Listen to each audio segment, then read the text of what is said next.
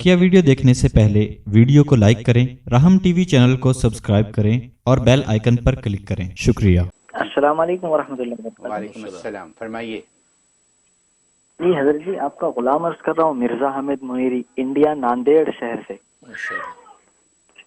जी जी हजरत जी, अजीब कैफियत है हजरत जी, आप तवज्जो फरमाएं हजरत जी।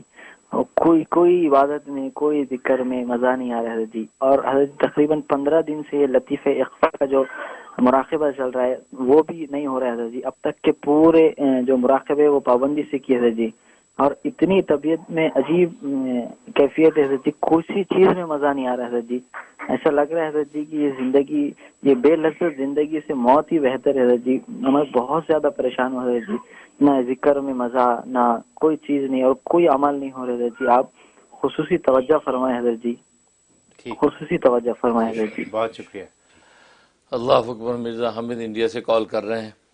तो ऐसा लगता है आप पर जो है इनक़िबास की कैफियत तारी हो गई है, जिसको कब्ज़ की कैफियत भी कहते हैं, और लतीफ़ा इख्वा के वक्त में आपको ये कैफियत तारी हो गई है।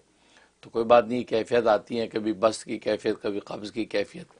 तो लिहाजा इस कैफियत में आप ऐसा करें, या हय्यू या क़य्यूम बिरहमतिका अस्तगीस, ये कसरत से इसको पढ़ें, या 41 टाइम पढ़ के जो अपने सीने पे दम कर लिया करें। तो ये आप शुरू कर दें, इससे इंशाल्लाह नफ़ा होगा।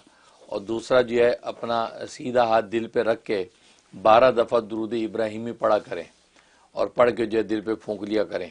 तो ये दो अमल शुरू करें, इससे इंशाल्लाह आपकी ये कब्ज़ की कैफियत जल्दी ख़त्म हो जाएगी और बस की कैफियत शुरू हो जाएगी। और आपके लताइफ़ जैसे पहले बिल्कुल तनदही से चल रहे थे, तो लतीफ़ा अख्फा जो है इसकी कैफियत भी इंशाल्लाह आपकी बहाल हो जाएंगी। बाकी मैं भी तवज्जो और दुआ करता हूँ, अल्लाह तबारक व तआला कैफियत को दुरुस्त फरमा दे। बहुत शुक्रिया हज़रत।